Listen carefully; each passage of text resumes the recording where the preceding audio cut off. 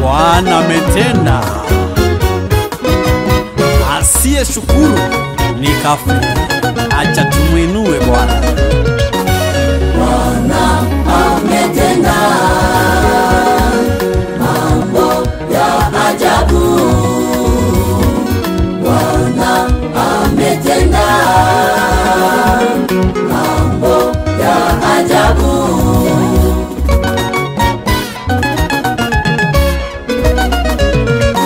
Ni mwaminifu sana, anaheshimu neno lake. Akisema hakuna wa kupinga,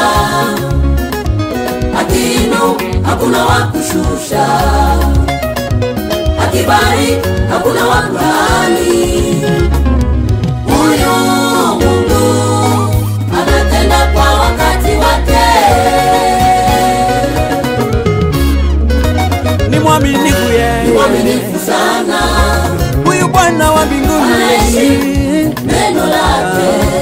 Akisema